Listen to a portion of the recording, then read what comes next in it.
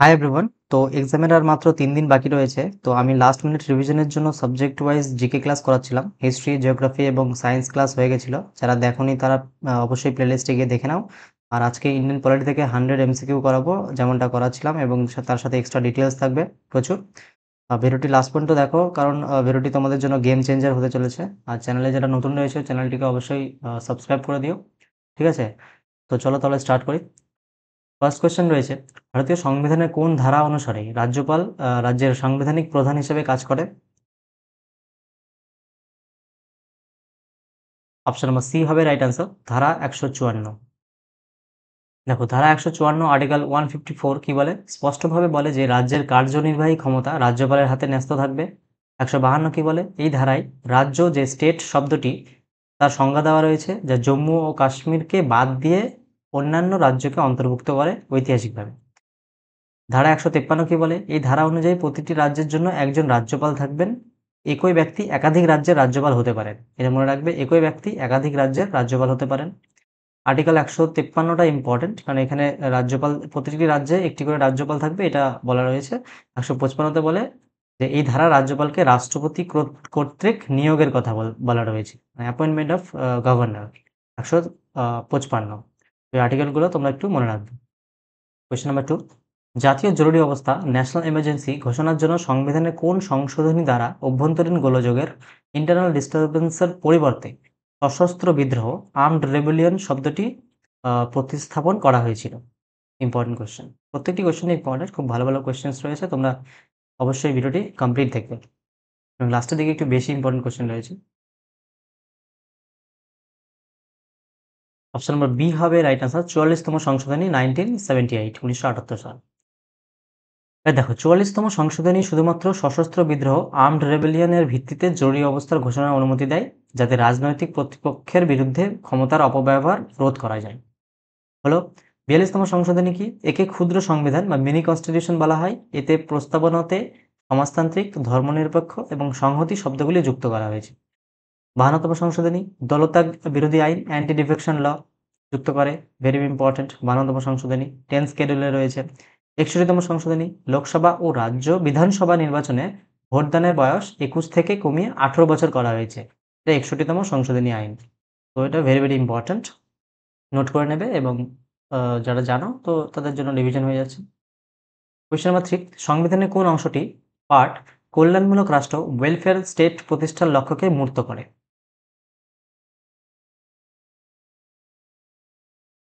Option number C, directive principles of state policy, নির্দেশমূলক নীতি। দেখো, ডিপিএসপি এটা পার্ট 4 এ রয়েছে, আর্টিকেল 36 থেকে 51। সামাজিক ও অর্থনৈতিক গণতন্ত্র প্রতিষ্ঠার মাধ্যমে একটি কল্যাণমূলক রাষ্ট্র, ওয়েলফেয়ার স্টেট, এই শব্দটি মনে রাখবে, ওয়েলফেয়ার স্টেট প্রতিষ্ঠার জন্য রাষ্ট্রের প্রতি নির্দেশিকা। প্রস্তাবনা সংবিধানের আদর্শ, উদ্দেশ্য ও দর্শনকে তুলে ধরে, তেমন এটা দেখতে হবে না। মৌলিক অধিকার বলো, এটা যদি বলি পার্ট 3 তে রয়েছে, এবং আর্টিকেল 12 থেকে 35 পর্যন্ত রয়েছে। রাজনৈতিক গণতন্ত্র প্রতিষ্ঠা করে, এগুলি আদালত কর্তৃক বলবৎযোগ্য, মানে জাস্টিসিয়েবল। আর মৌলিক কর্তব্য যদি বলি পার্ট 4 এ রয়েছে, আর্টিকেল আর্টিকেল কত 51 এ, নাগরিকদের জন্য নৈতিক দায়িত্ব এবং উপদেশ।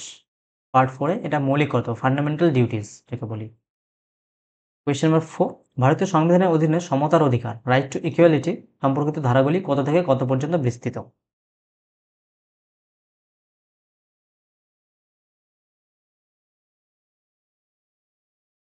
এটা হবে অপশন নাম্বার এ হবে রাইট অ্যান্সার, ধারা 14 থেকে 18।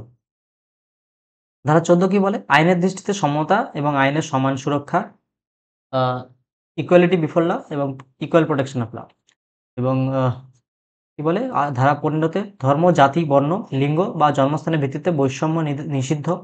16 কি বলে? সরকারি চাকরিতে সুযোগের সমান সমতা। 17 কি বলে? অস্পৃশ্যতার বিলোপ, অ্যাবলিশন অফ আনটাচেবিলিটি, ইম্পর্টেন্ট। ধারা 18 কি বলে? উপাধি বা খেতাব বিলোপ, মানে abolition of titles. Next question, একটি অর্থ বিল বা মানি বিল রাজ্যসভায় সর্বাধিক কতদিনের জন্য আটকে রাখা যেতে পারে? অপশন নাম্বার এ 14 দিন।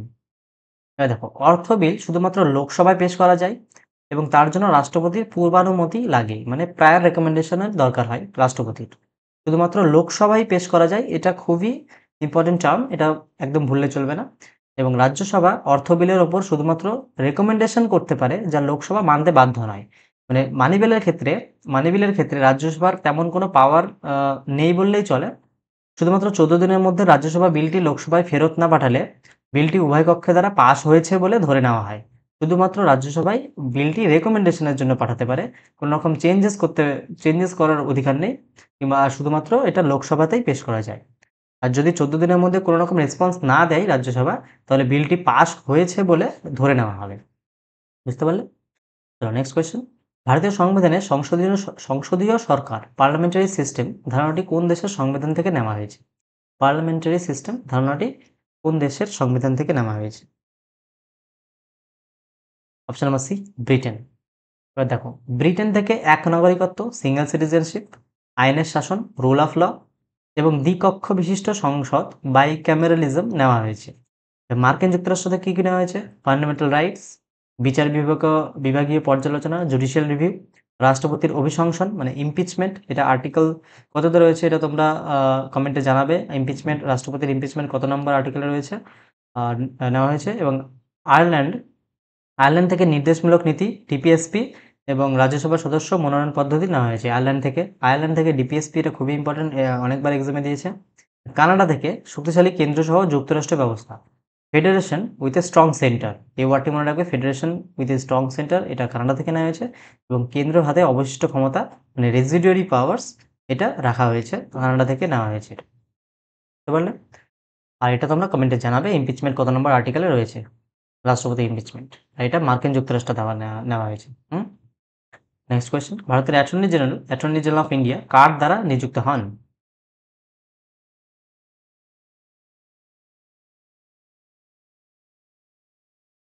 অপশন নাম্বার সি, ভারতের রাষ্ট্রপতি, প্রেসিডেন্ট অফ ইন্ডিয়া।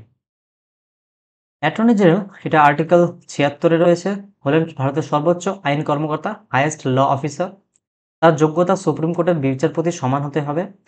তিনি সংসদের উভয় কক্ষে বা তাদের যৌথ অধিবেশনে অংশগ্রহণ করতে পারেন, কিন্তু ভোট দিতে পারেন না। এই মনে রাখবে এটা, যে কি অ্যাটর্নি জেনারেল উদয় উভয় পক্ষে যৌথ অধিবেশনে অংশগ্রহণ করতে পারেন, কিন্তু ভোট দিতে পারেন না। 8, দলত্যাগ বিরোধী আইন, অ্যান্টি ডিফেকশন ল ভারতীয় সংবিধানে কোন তপশিলে রয়েছে? একটু আগে আমি মুখে বলেছিলাম যে অ্যান্টি ডিফেকশন ল 12তম সংশোধনী আইন এবং 10th শিডিউল, আমি বলেছিলাম যে option number C, 10th schedule হবে রাইট আনসার। দেখো, দশম তপশিলটি 52তম সাংবিধানিক সংশোধনী আইন 1985 দ্বারা যোগ করা হয়েছিল। অষ্টম তপশিল, ভারতের 22টি সরকারি ভাষা নিয়ে আলোচনা হয়েছে অষ্টম তপশিলে। নবম তপশিলে কি রয়েছে? প্রথম সংশোধনী 1951 দ্বারা যুক্ত ভূমি সংস্কার আইন, ল্যান্ড রিফর্মস ও বিচার বিভাগীয় পর্যালোচনা থেকে মুক্তিপ্রাপ্ত আইন নিয়ে আলোচনা করা হয়েছে নবম তপশিলে। এবং একাদশ তপশিলে কি রয়েছে? 73তম সংশোধনী 1992 দ্বারা যুক্ত পঞ্চায়েতের 29টি কার্যাবলী এখানে ডিসকাস করা রয়েছে 11তম তপশিলে। বুঝতে পারলে? এটা 73তম সংশোধনী 1992 পঞ্চায়েত। 9, সুপ্রিম কোর্টের বিচারকদের বেতন ও ভাতা কোথা থেকে দেওয়া হয়?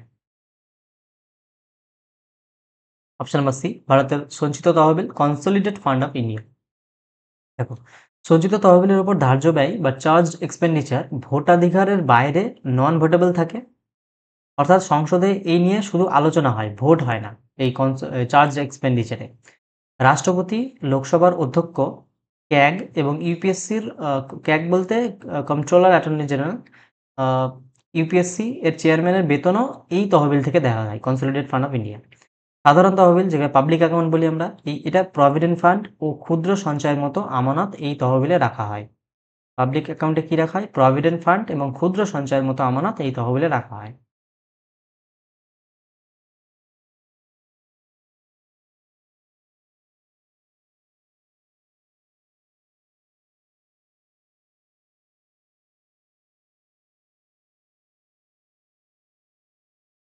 কোয়েশ্চেন নাম্বার 10, কোন রাজ্যে রাষ্ট্রপতি শাসন প্রেসিডেন্টস রুল জারি করার পর সংশোধনের অনুমোদন ছাড়াই তা সর্বাধিক কত দিনের জন্য বলবৎ থাকতে পারে? কোনো রাজ্যে রাষ্ট্রপতি শাসন জারি করার পর সংশোধনের অনুমোদন ছাড়াই তা সর্বাধিক কত দিনের জন্য বলবৎ থাকতে পারে?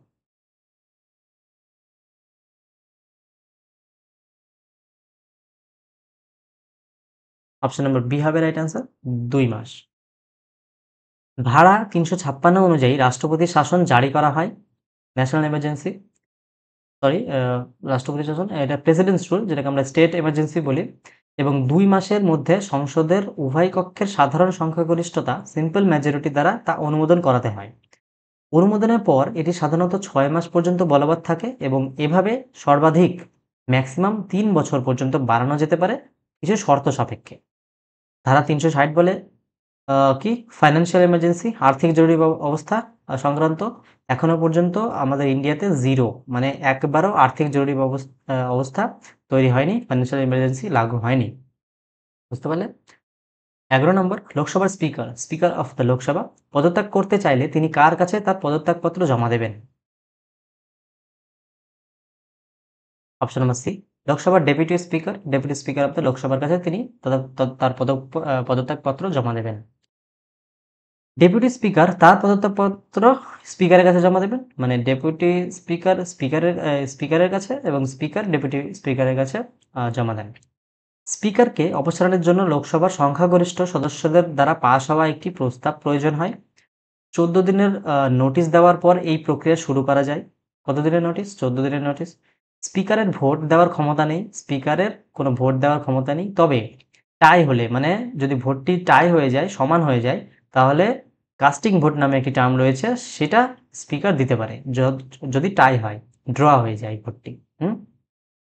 তাহলে কাস্টিং ভোট কে দিতে পারে? Speaker of the Lok Sabha. 12, ভারতীয় সংবিধানে কোন ধারা অনুসারে রাষ্ট্রপতি সুপ্রিম কোর্টের কাছ থেকে কোনো বিষয়ে পরামর্শ চাইতে পারে? রাষ্ট্রপতি কোন সুপ্রিম কোর্টের কাছ থেকে কোনো বিষয়ে পরামর্শ চাইতে পারে, এটা কোন আর্টিকেলে রয়েছে?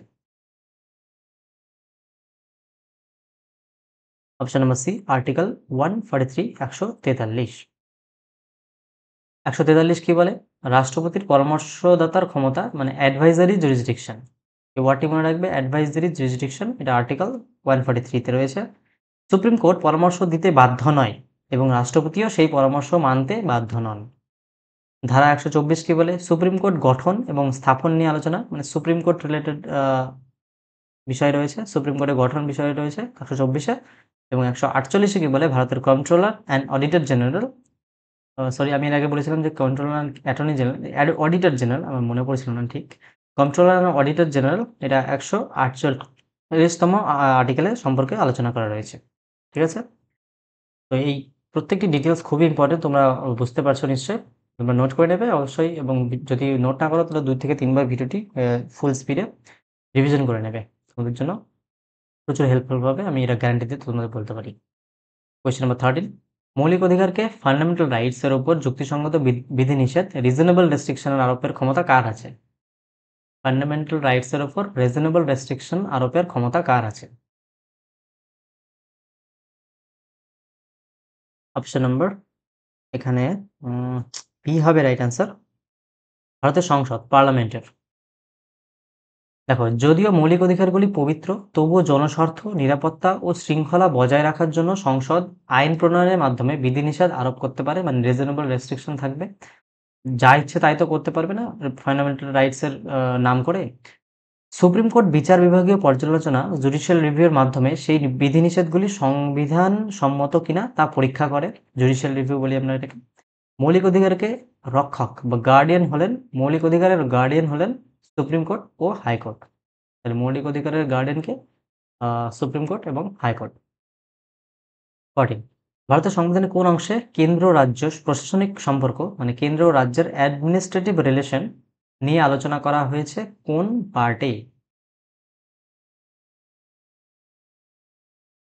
Option number B, part 11। সংবিধানের পার্ট 11-এ কেন্দ্র রাজ্য সম্পর্ক নিয়ে আলোচনা করা হয়েছে। যদি অধ্যায় 1 বলি, এই পার্ট 11-এ অধ্যায় 1-এ আইন প্রণয়ন সংক্রান্ত সম্পর্ক, যেমন লেজিসলেটিভ রিলেশন রয়েছে, এবং অধ্যায় 2-তে অ্যাডমিনিস্ট্রেটিভ রিলেশন রয়েছে। অধ্যায় 1-এ 245 থেকে 255তম আর্টিকেল রয়েছে এবং 256 থেকে 263 পর্যন্ত অ্যাডমিনিস্ট্রেটিভ রিলেশন রয়েছে। এটা পার্ট 11-এ রয়েছে। এবং পার্ট 12-এ কি রয়েছে? অর্থ, সম্পত্তি, চুক্তি এবং মামলা, finance, property, contracts and sweets নিয়ে আলোচনা করা হয়েছে পার্ট 12-এ। কোয়েশ্চেন নাম্বার 15, সরকারি ভাষা অফিসিয়াল ল্যাঙ্গুয়েজ সম্পর্কিত বিধানগুলি ভারতীয় সংবিধানের কোন অংশে রয়েছে?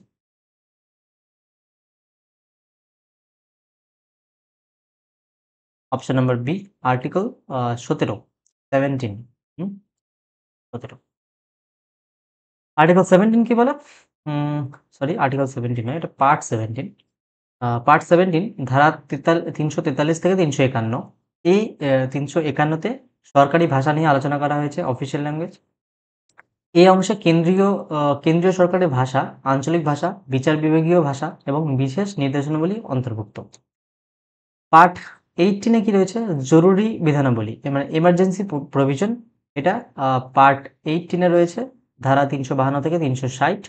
352 তে ন্যাশনাল এমার্জেন্সি, 356 তে স্টেট এমার্জেন্সি, যেটাকে আমরা প্রেসিডেন্টস রুল বলি, এবং 360 এ ফাইন্যান্সিয়াল এমার্জেন্সি, যেটা আমরা দেখলাম। এবং 8ম তফসিলে 8 শিডিউলে ভারতের সরকারিভাবে স্বীকৃত 22টি ভাষা তালিকাভুক্ত। ঠিক আছে? 22টি ভাষা এবং তালিকাভুক্ত, এবং ভারতের কোনো ন্যাশনাল ল্যাঙ্গুয়েজ নেই, এটা আমরা জানি। 16, কোন কমিটির সুপারিশে ভারতের সংবিধানে মৌলিক কর্তব্য ফান্ডামেন্টাল ডিউটিস যুক্ত করা হয়েছে?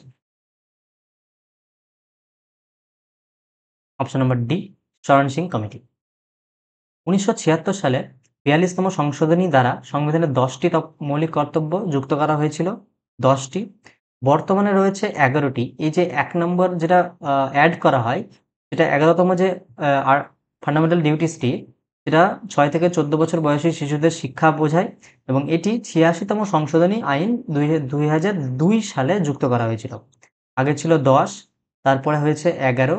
এই 1 নাম্বারটা 86তম সংশোধনী দ্বারা 2002 সালে অ্যাড করা হয়, এবং ফান্ডামেন্টাল ডিউটিস এটা সোভিয়েত ইউনিয়নের সংবিধান থেকে অনুপ্রাণিত। এই ইউএসএসআর সংবিধান থেকে নেওয়া হয়েছে, অনুপ্রাণিত হয়েছে, এটা মনে রাখবে তোমরা। এবং এই 86তম সংশোধনীতে এই 11তম আর্টিকেলে কি বলা রয়েছে? 6 থেকে 14 বছরের বয়সী শিশুদের শিক্ষা, এডুকেশন সম্পর্কে রয়েছে। 17, একটি সাধারণ বিলকে, অর্ডিনারি বিলকে কেন্দ্র করে লোকসভা এবং রাজ্যসভার মধ্যে অচলাবস্থা সৃষ্টি হলে সেই অচলাবস্থা নিরসনে কে যৌথ অধিবেশন, জয়েন্ট সিটিং আহ্বান করতে পারেন, ডাকতে পারেন? জয়েন্ট সিটিং কে আহ্বান করতে পারে? অপশন নম্বর এ, ভারতের রাষ্ট্রপতি। যৌথ অধিবেশন আহ্বান করেন রাষ্ট্রপতি, কিন্তু সেই অধিবেশনে সভাপতিত্ব কে করেন? লোকসভার স্পিকার। যদি তিনি অনুপস্থিত থাকেন তবে ডেপুটি স্পিকার। মনে রাখবে, আহ্বান কে করেন? রাষ্ট্রপতি, এবং সভাপতিত্ব কে করেন? লোকসভার স্পিকার। যদি তিনি অনুপস্থিত থাকেন তাহলে ডেপুটি স্পিকার। যৌথ অধিবেশন শুধুমাত্র সাধারণ বিল, অর্ডিনারি বিল বা অর্থ সংক্রান্ত বিল এর জন্য প্রযোজ্য। মানে জয়েন্ট সিটিং শুধুমাত্র অর্ডিনারি বিল এবং ফাইন্যান্সিয়াল বিলের জন্য প্রযোজ্য। মানি বিলের ক্ষেত্রে বা সাংবিধানিক সংশোধনী, কনস্টিটিউশনাল অ্যামেন্ডমেন্ট বিলের ক্ষেত্রে এটা প্রযোজ্য নয়। এটা ভেরি ভেরি ইম্পর্ট্যান্ট, মনে রাখবে যে মানি বিল এবং কনস্টিটিউশনাল অ্যামেন্ডমেন্ট বিলের জন্য জয়েন্ট সিটিং এটা প্রযোজ্য নয়। ঠিক আছে? শুধুমাত্র অর্ডিনারি বিল এবং ফাইন্যান্সিয়াল বিলের ক্ষেত্রে জয়েন্ট সিটিং প্রযোজ্য। এখনো পর্যন্ত মাত্র 3 বার যৌথ অধিবেশন ডাকা হয়েছে। এখনো পর্যন্ত মাত্র 3 বার যৌথ অধিবেশন ডাকা হয়েছে, এটা তোমরা মনে রাখবে। কোয়েশ্চেন নাম্বার 14, 14 নাকি 18? এটা, হ্যাঁ, 18। ভারতের সংবিধানে কোন ধারা দ্বারা সুপ্রিম কোর্টকে রেকর্ডের আদালত বা কোর্ট অফ রেকর্ড হিসেবে ঘোষণা করা হয়েছে? Court of record. Option number A, article 129, 129। ধারা 215 কি বলে? ধারা 215 দ্বারা হাইকোর্টকেও রেকর্ডের আদালত হিসেবে ঘোষণা করা হয়েছে। এবং ধারা 131 কি বলে? সুপ্রিম কোর্টের মূল এখতিয়ার, অরিজিনাল জুরিসডিকশন নিয়ে আলোচনা করে কেন্দ্র, রাজ্য বা আন্তঃরাজ্য বিরোধ। তো অরিজিনাল জুরিসডিকশন ধারা 131, এটা মনে রাখবে। 143 কি দেখলাম? Advisory jurisdiction.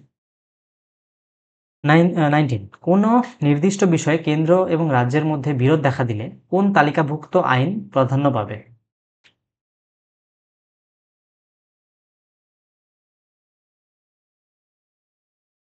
Option number C, কেন্দ্র তালিকার আইন, ইউনিয়ন লিস্ট। ভারতের সংবিধান একটি শক্তিশালী কেন্দ্র বজায় রাখে। কেন্দ্র রাজ্য ক্ষমতার বিভাজন 7ম তফসিলে 7th শিডিউলে এর ৩টি তালিকার মধ্যে করা হয়েছে: কেন্দ্রীয়, রাজ্য এবং কনকারেন্ট লিস্ট। এবং এই কনকারেন্ট যুগ্ম তালিকা কোন দেশের সংবিধান থেকে ইন্সপায়ার নেওয়া হয়েছে? অস্ট্রেলিয়া। এটা মনে রাখবে।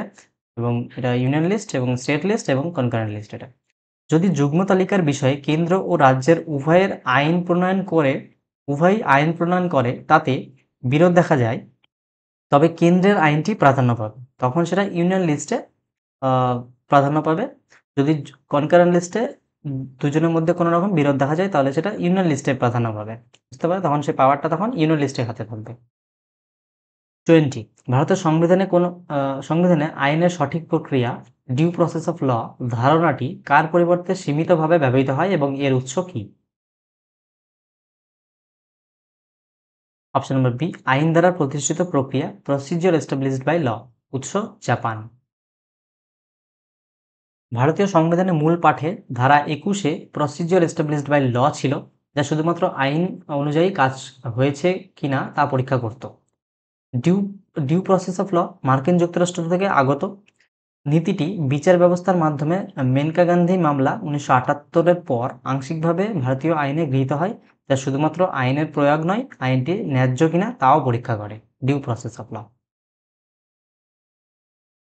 আর প্রসিডিওর এস্টাবলিশড বাই ল এটা উৎস জাপান। আর ডিউ প্রসেস অফ ল এটা মার্কিন যুক্তরাষ্ট্র। 21 ভারতের সংবিধানে রাষ্ট্রপতি নির্বাচনের পদ্ধতি, manner of election of president. ভারতের সংবিধানে রাষ্ট্রপতি নির্বাচনের পদ্ধতি কোন দেশের সংবিধান থেকে নেওয়া হয়েছে? Option number B, Ireland. Ireland থেকে আমরা রাষ্ট্রপতির নির্বাচন পদ্ধতি এবং ডিপিএসপি নিয়েছি। দক্ষিণ আফ্রিকা থেকে সাউথ আফ্রিকা থেকে কি নিয়েছি? সাংবিধানিক সংশোধনী পদ্ধতি, প্রসিজিওর ফর কনস্টিটিউশনাল অ্যামেন্ডমেন্ট। এবং রাজ্যসভার সদস্যদের নির্বাচন পদ্ধতি এই দক্ষিণ আফ্রিকা থেকে নেওয়া হয়েছে। রাষ্ট্রপতি নির্বাচন হয় একক হস্তান্তরযোগ্য ভোটের মাধ্যমে আনুপাতিক প্রতিনিধিত্বের ভিত্তিতে, মানে proportional representation by means of single transferable vote. রাষ্ট্রপতি নির্বাচন হন। 22 ভারতের সংবিধানে কোন ধারা দ্বারা জম্মু ও কাশ্মীর রাজ্যকে একটি বিশেষ মর্যাদা প্রদান করা হয়েছিল, যা 2019 সালে প্রত্যাহার করা হয়? সবাই জানো আর্টিকেল 370, 370। ধারা 370 জম্মু ও কাশ্মীরকে বিশেষ মর্যাদা দিয়েছিল, যা 2019 সালে রাষ্ট্রপতির আদেশে দ্বারা রদ করা হয়। ধারা 335 তে কি রয়েছে? 35A, রাষ্ট্রপতির আদেশ 1954 দ্বারা যুক্ত হয়, যা জম্মু ও কাশ্মীরের স্থায়ী বাসিন্দা কারা তা নির্ধারণ করত। এটিও বাতিল হয়েছে। রাষ্ট্রপতির আদেশ 1954 দ্বারা যুক্ত হয় এটা, যা জম্মু ও কাশ্মীরের স্থায়ী বাসিন্দা কারা তারা নির্ধারণ করত। এটিও বাতিল হয়েছে। আর ধারা 368 সংবিধান সংশোধনের ক্ষমতা ও পদ্ধতি নিয়ে আলোচনা করা হয়েছে। কনস্টিটিউশনাল অ্যামেন্ডমেন্ট রয়েছে এই 368-তে আর্টিকেল। 23 গ্রাম পঞ্চায়েতের নির্বাচনের দায়িত্ব কার উপর ন্যস্ত থাকে? অপশন নম্বর বি, রাজ্য নির্বাচন কমিশন, স্টেট ইলেকশন কমিশন। গ্রাম পঞ্চায়েতের নির্বাচনের দায়িত্ব স্টেট ইলেকশন কমিশনের উপরে ন্যস্ত থাকে। সংবিধানের ধারা 243-কে আর্টিকেল 243-কে রাজ্য নির্বাচন কমিশনের গঠনের কথা বলে, মানে স্টেট ইলেকশন কমিশনের গঠনের কথা বলে, যা পঞ্চায়েত এবং পৌরসভা নির্বাচনের তদারকি, পরিচালনা ও নিয়ন্ত্রণ করে। এটা কিন্তু খুবই ইম্পর্টেন্ট ডিটেলস, তোমরা মনে রাখবে অবশ্যই। স্টেট ইলেকশন কমিশন এটা আর্টিকেল 243-কে রয়েছে, এবং স্টেট ইলেকশন কমিশন পঞ্চায়েত এবং পৌরসভা নির্বাচনের তদারকি, পরিচালনা ও নিয়ন্ত্রণ করে। কেন্দ্রীয় নির্বাচন কমিশন মানে সেন্ট্রাল যে ইলেকশন কমিশনার রয়েছে, এটা রাষ্ট্রপতি, উপরাষ্ট্রপতি, সংসদ, রাজ্য, বিধানসভার নির্বাচন পরিচালনা করে। ইলেকশন কমিশনার যেটা সেন্ট্রালে রয়েছে, এটা রাষ্ট্রপতি, উপরাষ্ট্রপতি, সংসদ এবং রাজ্য বিধানসভা নির্বাচন পরিচালনা করে। পঞ্চায়েত ব্যবস্থা হলো 73তম সাংবিধানিক সংশোধনী আইন 1992 দ্বারা সাংবিধানিক মর্যাদা পায়, এবং রাজস্থানের নাগড়ে প্রথম পঞ্চায়েত গঠন করা হয়। 24 সুপ্রিম কোর্ট কোন রিট জারি করে কোনো সরকারি কর্মকর্তাকে তার সাংবিধানিক দায়িত্ব পালনে বাধ্য করতে পারে? কোন রিট জারি করে কোনো সরকারি কর্মকর্তাকে তার সাংবিধানিক দায়িত্ব পালনে বাধ্য করতে পারে? অপশন নম্বর বি হবে রাইট আনসার, ম্যান্ডামাস। দেখো ম্যান্ডামাস শব্দের অর্থ হলো আমরা আদেশ করি, উই কমান্ড। হেভিয়াস কর্পাস কি? এটা একটা রিট। তোমাকে সশরীরে হাজির করতে হবে, অবৈধ আটক থেকে মুক্তি। ওকে। কো ওয়ারান্টো কি? কোনো ব্যক্তি কোনো ক্ষমতা বলে একটি সরকারি পদ ধারণ করেছে তা পরীক্ষা করে এটি। ধারা 32 অনুসারে সুপ্রিম কোর্ট এবং ধারা 226 অনুসারে হাইকোর্ট এই রিট জারি করতে পারে। কত ধরনের রিট রয়েছে? 5 ধরনের রিট রয়েছে। আর্টিকেল 32 অনুসারে সুপ্রিম কোর্ট রিট জারি করতে পারে এবং 226 অনুসারে হাইকোর্ট রিট জারি করতে পারে।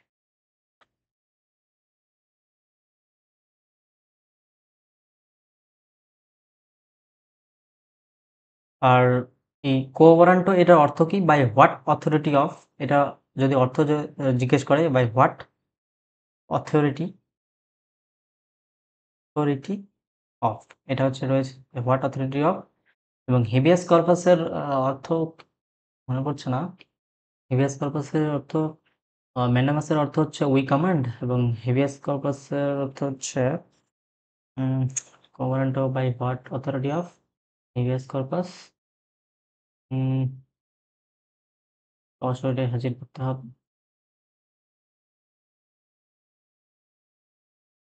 Two have the body of, I think to have the body of, এরকম কিছু একটা ছিল। To have the body of, এরকম একটা কিছু ছিল, তোমরা একটু দেখে নিও প্লিজ। 25 ভারতীয় সংবিধানের প্রস্তাবনা প্রিয়েম্বল এখনো পর্যন্ত মোট কতবার সংশোধিত হয়েছে? অপশন নম্বর এ, একবার। সেটি কবে? একমাত্র 1976 সালে 42তম সংশোধনী দ্বারা প্রস্তাবনাটি সংশোধিত হয়েছিল। এই সংশোধনীতে 3টি নতুন শব্দ যুক্ত করা হয়েছিল। কি কি? সমাজতান্ত্রিক, সোশ্যালিস্ট, ধর্মনিরপেক্ষ, সেকুলার এবং সংহতি, যেটাকে আমরা ইন্টিগ্রিটি বলি। কেশবানন্দ ভারতী মামলা 1973 সালটি মনে রাখবে। 73-এ সুপ্রিম কোর্ট রায় দেয় যে প্রস্তাবনা সংবিধানের অংশ এবং এটি সংশোধন করা যেতে পারে, তবে সংবিধানের মৌলিক কাঠামো বেসিক স্ট্রাকচার পরিবর্তন করা যাবে না। পরিবর্তন করা যাবে না, এটা যাবে হয়ে গেছে, যাবে না। 26 যদি বলি, ভারতীয় নাগরিকত্ব আইন 1955, সিটিজেনশিপ অ্যাক্ট 1955 অনুযায়ী একজন ভারতীয় নাগরিক মোট কয়টি উপায়ে তার নাগরিকত্ব হারাতে পারে? অপশন নম্বর এ, 3টি উপায়ে। 3টি উপায় কি কি? এক হচ্ছে বর্জন, যেটাকে আমরা ইংলিশে রিনাউন্সিয়েশন বলি। স্বেচ্ছায় ত্যাগ হয়। আর সমাপ্তি হয়। টার্মিনেশন, অন্য দেশের নাগরিকত্ব নিলে তোমার সিটিজেনশিপ টার্মিনেট হয়ে যাবে। এবং বঞ্চনা, ডিপ্রাইভেশন, কেন্দ্র সরকার দ্বারা বাধ্যতামূলকভাবে বাতিল। এটাকে আমরা এই 3 ভাবে নাগরিকত্ব হারাতে পারি। নাগরিকত্ব 5টি উপায়ে অর্জন করা যায়: জন্ম, বংশ, নিবন্ধন, স্বাভাবিকরণ এবং কোনো অঞ্চল অন্তর্ভুক্তিকরণের মাধ্যমে। ভারতীয় সংবিধানে এক নাগরিকত্বের যে সিঙ্গেল সিটিজেনশিপ ধারণাটি, সেটা ব্রিটেন থেকে নেওয়া হয়েছে, অলরেডি দেখেছি আমরা এটা। তাহলে এটা কিভাবে হারাতে পারি এবং কিভাবে অর্জন করতে পারি, এটা তোমরা একটু দেখে নেবে।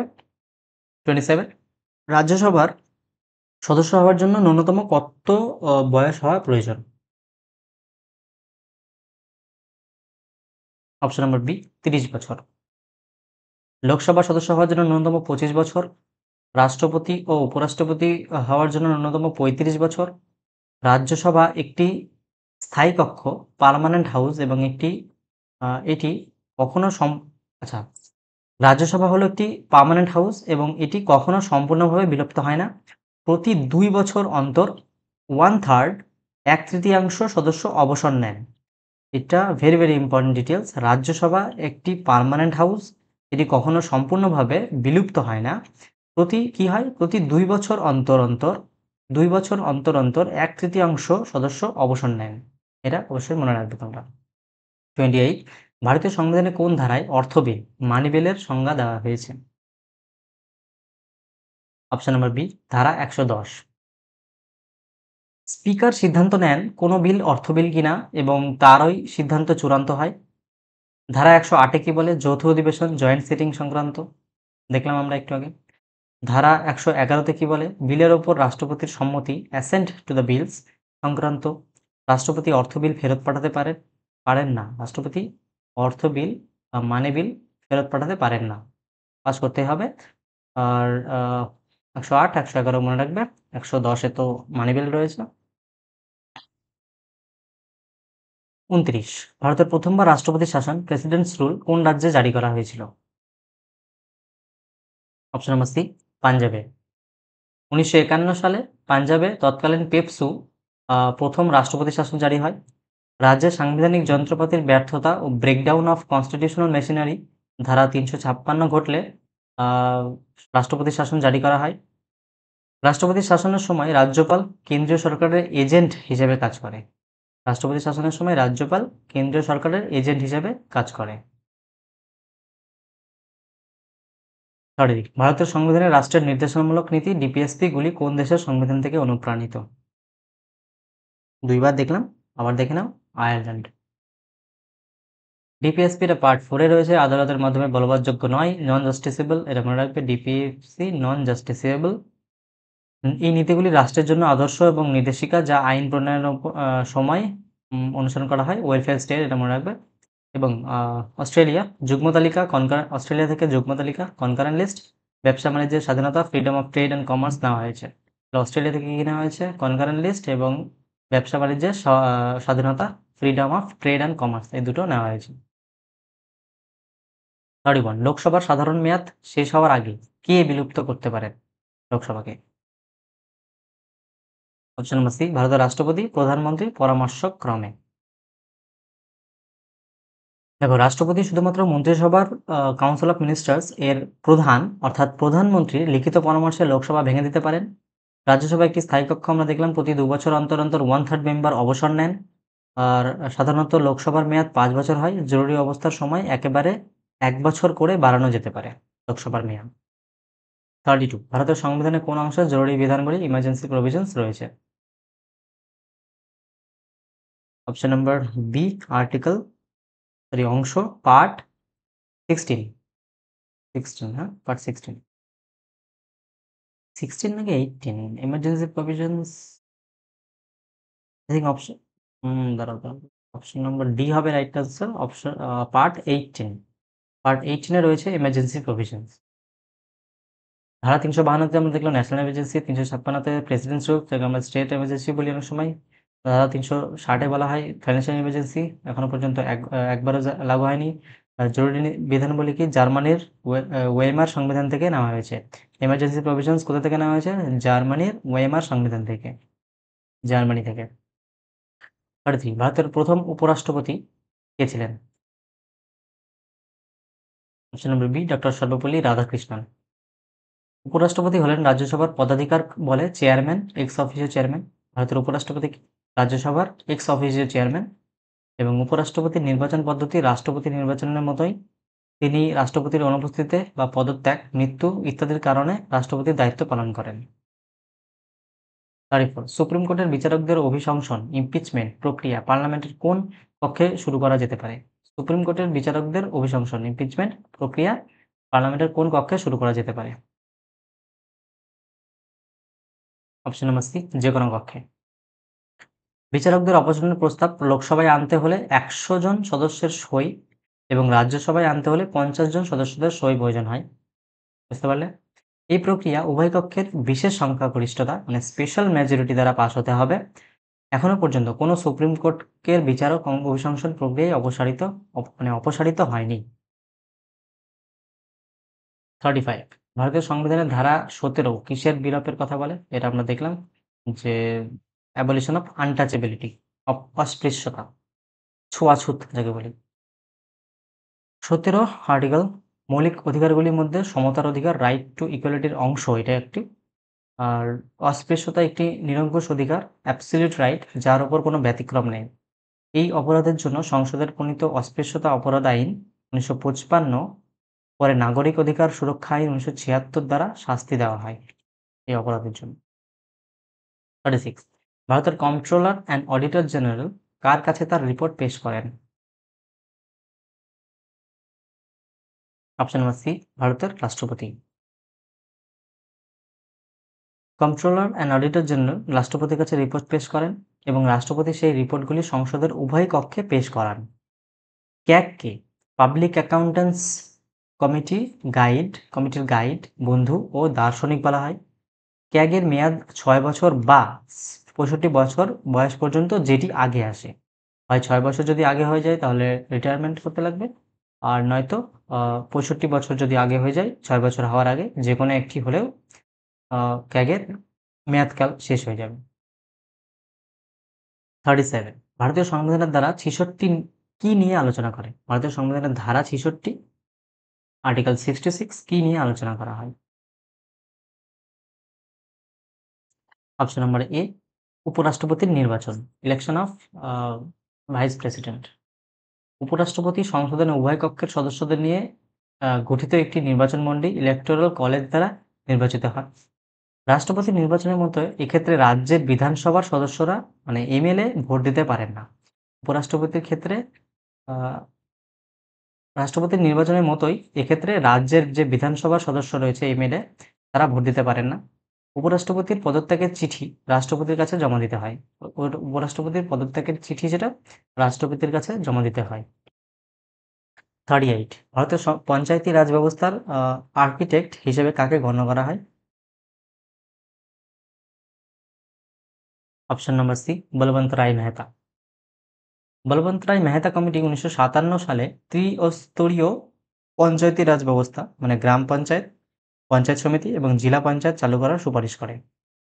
ত্রিস্তরীয় থ্রি টায়ার পঞ্চায়েত সিস্টেম যেরকম বলবন্ত রায় মেহতা কমিটি 1957। প্রথম রাজ্য হিসেবে রাজস্থানের নাগর জেলায় 1959 সালে এই ব্যবস্থা চালু হয়েছিল। পঞ্চায়েতি রাজ এখনো ৭৩তম সংশোধনী 1992 দ্বারা সাংবিধানিক স্বীকৃতিপ্রাপ্ত এখন। বুঝতে পারলে? 1959 এটা মনে রাখবে, রাজস্থানের নাগর জেলায়। 39 কোন রাজ্য দ্বিকক্ষ বিশিষ্ট আইনসভা বাইক্যামেরাল লেজিসলেচার গঠন বা বিলোপ করার ক্ষমতা কার হাতে ন্যস্ত? কোন রাজ্যে? অপশন নাম্বার ডি ভারতের সংসদ।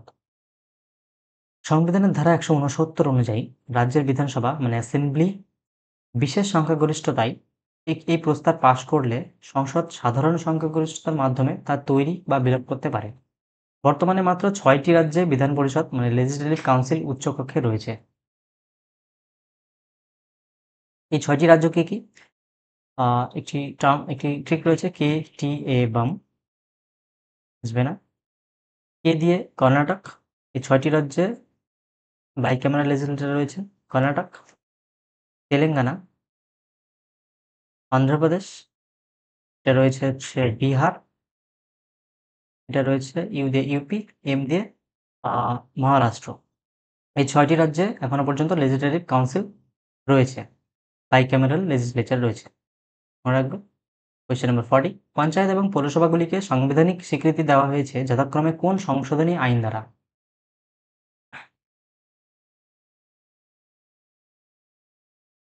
অপশন নাম্বার বি 73তম এবং 74তম সংশোধনী। 73তমে রয়েছে হচ্ছে পঞ্চায়েত এবং 74তম সংশোধনী রয়েছে পৌরসভা। দেখো 73তম সংশোধনী আইন 1992 পঞ্চায়েতি রাজকে সাংবিধানিক মর্যাদা দেয় এবং সংবিধানের অংশ পার্ট 9 এবং একাদশ 11 শিডিউলে যুক্ত করে। 74তম সংশোধনী আইন 1992 পৌরসভাগুলিকে সাংবিধানিক মর্যাদা দেয়, এটা পার্ট 9A এবং 12 শিডিউলে যুক্ত করে। এটা তোমরা অলরেডি সবাই জানো। এই আইনগুলি 1993 সালে কার্যকর হয় এবং ভারতে স্থানীয় সাহিত্য শাসনকে বাধ্যতামূলক করে তোলে। এই ছোট ছোট ডিটেলসগুলো তোমরা অবশ্যই মনে রাখবে। 41 একজন ব্যক্তি যখন একাধিক রাজ্যের রাজ্যপাল হিসেবে নিযুক্ত হন তখন তার বেতন ও ভাতা কে বহন করে? অপশন নাম্বার এ রাষ্ট্রপতি দ্বারা নির্ধারিত একটি অনুপাত অনুযায়ী রাজ্যগুলি বহন করে। রাষ্ট্রপতি দ্বারা নির্ধারিত একটি অনুপাত অনুযায়ী রাজ্যগুলি বহন করে। সংবিধানের 7ম সংশোধনী আইন 7th কনস্টিটিউশনাল অ্যামেন্ডমেন্ট অ্যাক্ট 1956 এই বিধান যুক্ত করে। যদিও রাজ্যপালের নিয়োগ রাষ্ট্রপতি করেন, তবুও তিনি কেন্দ্র সরকারের এজেন্ট নন, বরং তিনি রাজ্যের সাংবিধানিক প্রধান। রাজ্যপাল রাষ্ট্রপতির সন্তুষ্টি অনুযায়ী তার পদে থাকেন।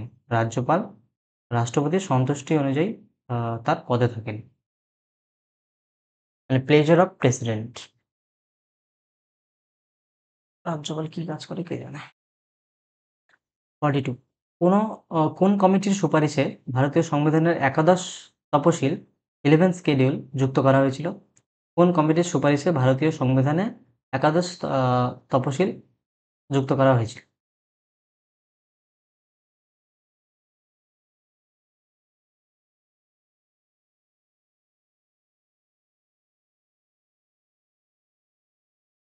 Option number D, L M. Singhvi committee.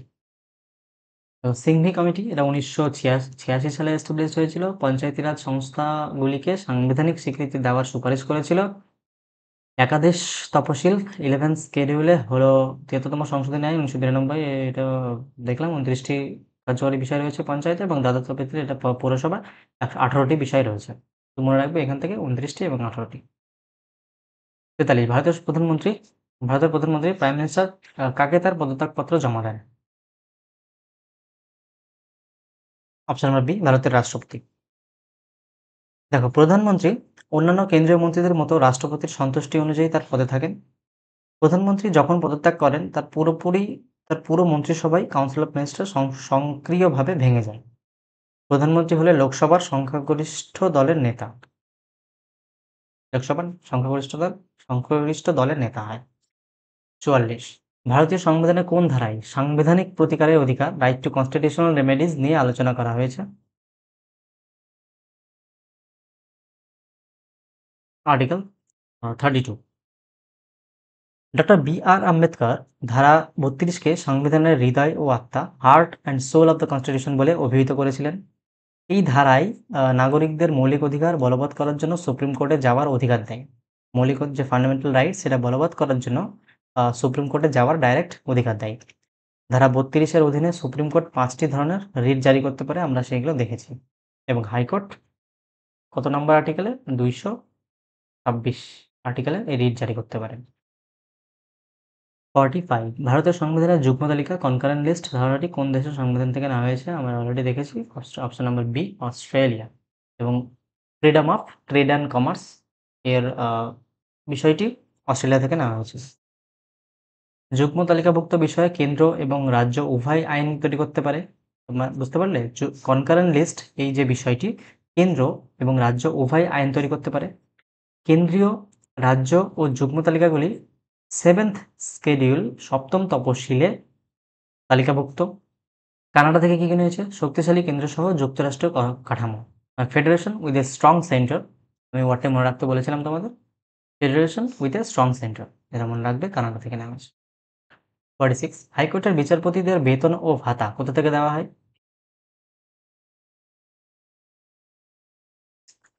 Option number B, consolidated fund of India. হাইকোর্টের বিচারপতিদের বেতন ও ভাতা কোথা থেকে দেওয়া হয়? কনসলিডেটেড ফান্ড অফ ইন্ডিয়া না, কনসলিডেটেড ফান্ড অফ স্টেট, সংশ্লিষ্ট রাজ্যের সঞ্চিত তহবিল থেকে। Consolidated fund of state.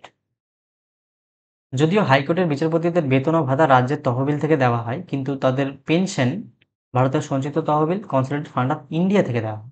Pension শুধুমাত্র কনসলিডেটেড ফান্ড অফ ইন্ডিয়া থেকে দেওয়া হয়, আর হাইকোর্টের বিচারপতিদের বেতন ও ভাতা কনসলিডেটেড ফান্ড অফ স্টেট থেকে দেওয়া হয়। হাইকোর্টের বিচারপতিদের নিয়োগ করেন কে? রাষ্ট্রপতি, মনে রাখবে। 47, ভারতীয় সংবিধানের অধীনে সংসদের সদস্য এমপি না হয়েও একজন মন্ত্রী সর্বাধিক কতদিনের জন্য তার পদে থাকতে পারেন? নম্বর বি, 6 মাস। 6 মাসের মধ্যে তাকে সংসদের যেকোনো একটি কক্ষের সদস্য, লোকসভা বা রাজ্যসভা নির্বাচিত হতে হবে। এই বিধানটি কেবল মন্ত্রিসভার সদস্যের জন্যই নয়, প্রধানমন্ত্রীর ক্ষেত্রেও প্রযোজ্য। 48, সংবিধানের কোন সংশোধনীর মাধ্যমে শিক্ষার অধিকারকে, রাইট টু এডুকেশন, একটি মৌলিক অধিকারে পরিণত করা হয়েছে? এটাও আমরা একটু আগে দেখেছি যে 86তম সংশোধনী আইন 2002, ফান্ডামেন্টাল ডিউটিস 11, এটা রাইট টু এডুকেশন।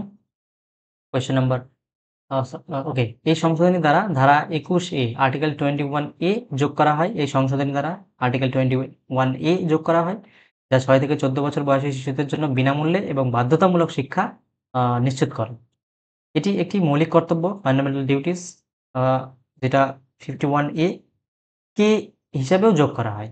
51A কে হিসাবেও যোগ করা হয় এই সেম যে আর্টিকেল, যে 6 থেকে 14 বছর বয়সী শিশুদের জন্য বিনামূল্যে শিক্ষা ও বাধ্যতামূলক শিক্ষা নিশ্চিত করে। এটা আর্টিকেল 51A কে এর মধ্যে যোগ করা হয়, এবং 21A এই আর্টিকেলও যোগ করা হয়।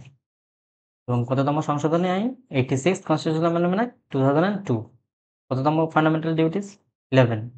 ফান্ডামেন্টাল ডিউটিস কততম? 11। 49 ভারতের লোকসভা ও রাজ্যসভার মধ্যে বাজেট পেশের বিষয়ে কোনো বিরোধ দেখা দিলে সিদ্ধান্ত নেওয়ার চূড়ান্ত ক্ষমতা কার হাতে? অপশন নাম্বার ডি, লোকসভার হাতে।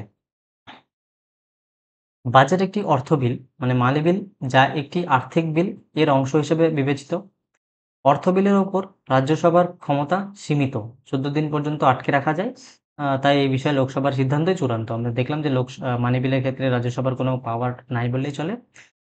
আর বাজেটকে সংবিধানে সংবিধানে মানে কোনো ক্ষমতা নেই বলে চলে। আর বাজেটকে সংবিধানে আ বার্ষিক আর্থিক বিবৃতি মানে অ্যানুয়াল ফাইন্যান্সিয়াল স্টেটমেন্ট বলা হয়েছে ধারা ১১২, আর্টিকেল 112। মানে এখানে বাজেট ওয়ার্ডটি নেই, অ্যানুয়াল ফাইন্যান্সিয়াল স্টেটমেন্ট বলা হয়েছে সংবিধানে, আর্টিকেল ১১২। 50 ভারতের সংবিধানে কোন তপশিল দ্বারা বিভিন্ন রাজ্যের উপজাতি অধ্যুষিত এলাকাগুলির ট্রাইবাল এরিয়াস প্রশাসন নিয়ে আলোচনা করা হয়? অপশন নাম্বার সি, ষষ্ঠ তপশিল। ষষ্ঠ তপশিল শুধুমাত্র 4টি রাজ্যের উপজাতি অধ্যুষিত এলাকার জন্য প্রযোজ্য। কি, কি? আসাম, মেঘালয়, ত্রিপুরা এবং মিজোরাম। AMTM। তো পঞ্চম তপশিল কি? আসাম, মেঘালয়, ত্রিপুরা এবং মিজোরাম বাদে অন্যান্য রাজ্যের উপজাতি অধ্যুষিত এলাকার প্রশাসন ও নিয়ন্ত্রণ নিয়ে আলোচনা করে। আর ষষ্ঠ তপশিলে স্বশাসিত জেলা পরিষদ অটোনমাস ডিস্ট্রিক্ট কাউন্সিল তৈরির বিধান রয়েছে। ষষ্ঠ তপশিলে কি রয়েছে এছাড়াও? অটোনমাস ডিস্ট্রিক্ট কাউন্সিল এডিসিস তৈরির বিধান রয়েছে। ষষ্ঠ তপশিলে এই 4টি রাজ্যের অধ্যুষিত এলাকার প্রযোজ্য, উপজাতি অধ্যুষিত এলাকার প্রযোজ্য। এবং পঞ্চম তপশিলে এই আসাম, মেঘালয়, ত্রিপুরা, মিজোরাম এই বাদে অন্যান্য রাজ্যের উপজাতি অধ্যুষিত এলাকার প্রশাসন ও নিয়ন্ত্রণ নিয়ে আলোচনা করে। মনে রাখবে এগুলো। 51 ভারতের সংবিধানে একক নাগরিকত্ব সিঙ্গেল সিটিজেনশিপ ধারণাটি কোন দেশ থেকে নেওয়া হয়েছে? এটা আই থিংক রিপিটেড কোয়েশ্চেন। দেখেছি আমরা ব্রিটেন। আর আমেরিকা যুক্তরাষ্ট্রে ডুয়াল সিটিজেনশিপ চালু আছে, কেন্দ্র ও রাজ্য উভয় ক্ষেত্রে নাগরিকত্ব রয়েছে। ভারতের নাগরিকত্ব সংক্রান্ত আইন প্রণয়নের ক্ষমতা শুধুমাত্র পার্লামেন্টের হাতে রয়েছে। ভারতের নাগরিকত্ব আইন সংক্রান্ত প্রণয়ন এগুলো পার্লামেন্টের হাতে রয়েছে। সংবিধানের পার্ট 2 ধারা 5 থেকে 11 নাগরিকত্ব নিয়ে আলোচনা করে। পার্ট 2 ধারা 5 থেকে 11 নাগরিকত্ব নিয়ে আলোচনা করে। অর্থ কমিশনের প্রধান কার দ্বারা নিযুক্ত হন? অর্থ কমিশনের প্রধান কার দ্বারা নিযুক্ত হন? নাম্বার সি, ভারতের রাষ্ট্রপতি। অর্থ কমিশন একটি সাংবিধানিক সংস্থা, কনস্টিটিউশনাল বডি, যা ধারা 280 অনুসারে গঠিত। এর প্রধান কাজ হলো কেন্দ্র ও রাজ্যের মধ্যে ট্যাক্সেস নেট প্রসিডস বন্টন করার বিষয়ে রাষ্ট্রপতিকে সুপারিশ করা। অর্থ কমিশন 5 বছর অন্তর গঠিত হয়। ডিটেলসগুলো মনে রাখবে। 53 ভারতের সংবিধানের ধারা 350A আর্টিকেল 350A কিসের সঙ্গে সম্পর্কিত? অপশন নাম্বার মানে বি হবে রাইট অ্যান্সার। প্রাথমিক স্তরে মাতৃভাষায় শিক্ষার সুবিধা। প্রাথমিক স্তরে মাতৃভাষায় শিক্ষার সুবিধা, এটা আর্টিকেল 350A তে বলা রয়েছে। ধারা 350A তে সপ্তম সংশোধনী আইন 1956 দ্বারা যুক্ত করা হয়েছে। ধারা 350 এর সপ্তম সংশোধনী আইন 1956 দ্বারা যুক্ত করা হয়েছে। এটি রাজ্য ও স্থানীয় কর্তৃপক্ষের প্রতি একটি নির্দেশমূলক নীতি, যে প্রতিটি শিশুকে প্রাথমিক স্তরে মাতৃভাষায় শিক্ষার পর্যাপ্ত সুবিধা দিতে হবে। 54 সুপ্রিম কোর্টের বিচারপতি হতে গেলে হাইকোর্টের একজন বিচারপতিকে ন্যূনতম কত বছরের অভিজ্ঞতা থাকতে হবে? হাইকোর্টের বিচারপতিকে ন্যূনতম কত বছরের অভিজ্ঞতা থাকতে হবে? অপশন নাম্বার বি হবে, এ হবে রাইট অ্যান্সার, 5 বছর। অথবা হাইকোর্ট বা অন্য কোনো আদালতে 10 বছর ধরে অ্যাডভোকেট হিসেবে কাজ করার অভিজ্ঞতা থাকলেও হবে। যদি বিচারপতি হও, চিফ জাস্টিস, তাহলে 5 বছর। আর যদি এমনি অ্যাডভোকেট হও তাহলে 10 বছর। অথবা রাষ্ট্রপতির দৃষ্টিতে একজন বিশিষ্ট আইনজ্ঞ হতে হবে, ডিস্টিংগাইজড জুরিস্ট হতে হবে রাষ্ট্রপতির চোখে। সুপ্রিম কোর্টের বিচারপতির অবসরের বয়স কত? 65 বছর এবং হাইকোর্টের 62 বছর। 55 প্রশাসনিক ট্রাইব্যুনাল অ্যাডমিনিস্ট্রেটিভ ট্রাইব্যুনাল সংক্রান্ত বিধান সংবিধানের কোন সংশোধনী দ্বারা যুক্ত করা হয়েছিল? অপশন নম্বর এ 42nd কনস্টিটিউশনাল অ্যামেন্ডমেন্ট 1976, 42তম সংশোধনী 1976। দেখো 42তম সংশোধনী দ্বারা সংবিধানের পার্ট 4 এ এবং ধারা 323 এ যুক্ত করা হয় এই ট্রাইব্যুনাল, অ্যাডমিনিস্ট্রেটিভ ট্রাইব্যুনাল, এবং এই ট্রাইব্যুনালগুলি সরকারি কর্মচারীদের নিয়োগ এবং পরিষেবার শর্তাবলী সংক্রান্ত বিরোধ সম্পত্তির জন্য গঠিত হয়। কেন্দ্রীয় প্রশাসনিক ট্রাইব্যুনাল ক্যাট বিচারপতিরা হাইকোর্টের বিচারপতিদের সমান মর্যাদা পান। 56 ভারতের সংবিধানের কোন ধারায় ভারতের প্রধানমন্ত্রী ও মন্ত্রিসভার কাউন্সিল অফ মিনিস্টারের সঙ্গে সম্পর্কিত? অপশন নম্বর বি ধারা 74। ধারা 74 বলে যে রাষ্ট্রপতিকে সহায়তা এবং পরামর্শ দেওয়ার জন্য প্রধানমন্ত্রীকে প্রধান করে একটি মন্ত্রিসভা থাকবে। ধারা 75 কি বলে? প্রধানমন্ত্রী রাষ্ট্রপতির দ্বারা নিযুক্ত হবেন এবং অন্য মন্ত্রীরাও প্রধানমন্ত্রীর পরামর্শে রাষ্ট্রপতির দ্বারা নিযুক্ত হবেন। ধারা 78 বলে প্রধানমন্ত্রী রাষ্ট্রপতিকে প্রশাসনের সিদ্ধান্ত এবং আইন প্রণয়নের প্রস্তাব সম্পর্কে অবগত করবেন। 57 ভারতের সংবিধানের কোন ধারা দ্বারা পার্লামেন্টকে সংবিধান সংশোধন করার ক্ষমতা দেওয়া হয়েছে?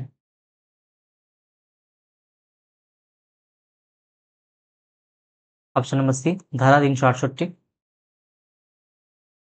দেখো ধারা 368 সংবিধানের অংশ 20-তে রয়েছে, 20-তে পার্লামেন্ট সংবিধানের যে কোনো অংশ সংশোধন করতে পারে, তবে মৌলিক কাঠামো বেসিক স্ট্রাকচার পরিবর্তন করা যাবে না। কেশবানন্দ ভারতী মামলা 1973-এ আমরা দেখেছি এটা।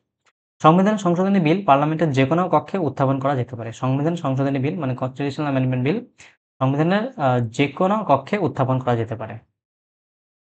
58 ভারতের কোন মৌলিক অধিকারটি শুধুমাত্র ভারতীয় নাগরিকদের জন্য উপলব্ধ, বিদেশিদের জন্য নয়?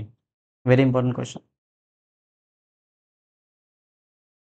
অপশন নম্বর সি বাক এবং প্রকাশের স্বাধীনতা, freedom of speech and expression.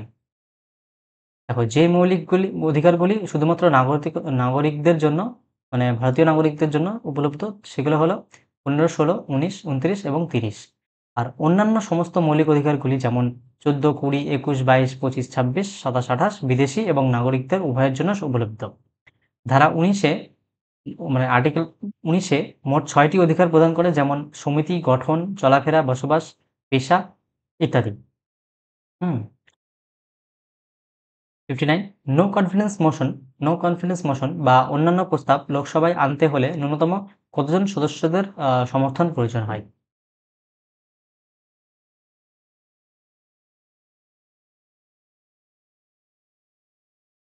এই যে আর্টিকেল 19 রয়েছে এটাতে 6টা অধিকার রয়েছে, যেমন right two freedom of speech, right two freedom of association, right two freedom of তোমার হচ্ছে অকুপেশন, এগুলো রয়েছে, যেমন বাক স্বাধীনতা, সমিতি গঠন, তারপরে চলাফেরা, তারপরে বসবাস, অকুপেশন যেটাকে বলি। হুম 59 নো কনফিডেন্স মোশন বা অনাস্থা প্রস্তাব লোকসভায় আনতে হলে ন্যূনতম কতজন সদস্যের সমর্থন প্রয়োজন?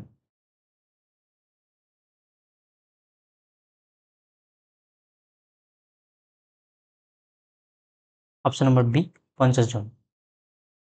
অনাস্থা প্রস্তাব শুধুমাত্র লোকসভায় আনা যায়, এটি পাশ হলে পুরোপুরি যে কাউন্সিল অফ মিনিস্টার রয়েছে পুরোপুরি মন্ত্রিসভাকে পদত্যাগ করতে হয় এই নো কনফিডেন্স মোশন যদি পাশ হয়। এই প্রস্তাব উত্থাপনের জন্য সংবিধানে কোনো কারণ বা গ্রাউন্ডস উল্লেখ করার প্রয়োজন নেই। অনাস্থা প্রস্তাবের মাধ্যমে সরকারের উপর নিয়ন্ত্রণ প্রতিষ্ঠা করা যায়। অনাস্থা প্রস্তাব শুধুমাত্র কোথায়? লোকসভায় পাস করা যায়, আনা যায়, এবং এটি পাস হলে পুরো মন্ত্রিসভাকে পদত্যাগ করতে হয়, including prime minister. 60 supreme court দ্বারা ঘোষিত আইন আইন ভারতের ভূখণ্ডের মধ্যে সমস্ত আদালতের জন্য বাধ্যতামূলক। সংবিধানে কোন ধারা এই কথা বলে?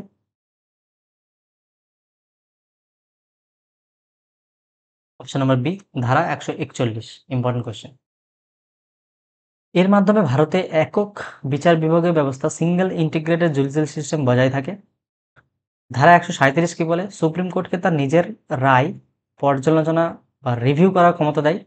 137-এ নিজের রায়কে রিভিউ করার ক্ষমতা দেয়। 144 বলে ভারতের বেসামরিক ও বিচার বিভাগীয় কর্তৃপক্ষকে সুপ্রিম কোর্টের সহায়তায় কাজ করার নির্দেশ দেয়। 144। 61 ভারতের সংবিধানে 10ম তফসিল 10th শিডিউল কোন সংশোধনীর মাধ্যমে যুক্ত করা হয়েছে? যেটাকে আমরা বললাম একটু আগে যে 10th schedule anti defection law, 52তম সংশোধনী আইন 1985। কোয়েশ্চেন নাম্বার একটু ডিটেলস দেখে নাও। ১০ম তফসিল, দলত্যাগ বিরোধী আইন, আইডেন্টিফিকেশন ল। এই আইনটি কোনো দলের সদস্য অন্য দলে যোগ দিলে তার সদস্যপদ বাতিল করার বিধান রাখে। স্পিকার লোকসভা, চেয়ারম্যান হচ্ছে রাজ্যসভা। এই আইন প্রয়োগের ক্ষেত্রে চূড়ান্ত সিদ্ধান্ত গ্রহণকারী কর্তৃপক্ষ। 62, রাজ্যগুলির নাম বা সীমানা পরিবর্তনের ক্ষমতা কার হাতে ন্যস্ত? অপশন নম্বর সি, ভারতের সংসদ, পার্লামেন্ট। সংবিধানের ধারা ৩ অনুযায়ী সংসদ সাধারণ সংখ্যাগরিষ্ঠতা মানে সিম্পল মেজরিটি দ্বারা আইন প্রণয়ন করে নতুন রাজ্য গঠন বা সীমানা পরিবর্তন করতে পারে। এই ধরনের বিল পেশ করার আগে রাষ্ট্রপতির পূর্বানুমতি প্রয়োজন, প্রায়র রেকমেন্ডেশনের প্রয়োজন হয়। রাষ্ট্রপতি সংশ্লিষ্ট রাজ্য বিধানসভার মতামত জানতে চান, কিন্তু সেই মতামত মানতে বাধ্য নন। 63, একটু সম্মানের ক্ষেত্রে জানতে চাই আর কি, কিন্তু মানে না। ভারতের সংবিধানে কোন ধারা দ্বারা জম্মু ও কাশ্মীর রাজ্যকে একটি বিশেষ মর্যাদা প্রদান করা হয়েছিল, যা 1900 সালে প্রত্যাহার করা হয়েছিল? এটা আমরা দেখেছি, আর্টিকেল 370। আর এটা প্রশ্ন, এটা রিপিটেড কোয়েশ্চেন হয়ে গেছে, বাদ দাও। 64, একজন ব্যক্তি যখন একাধিক রাজ্যের রাজ্যপাল হিসেবে নিযুক্ত হন, তখন তার বেতন ও ভাতা কে বহন করেন?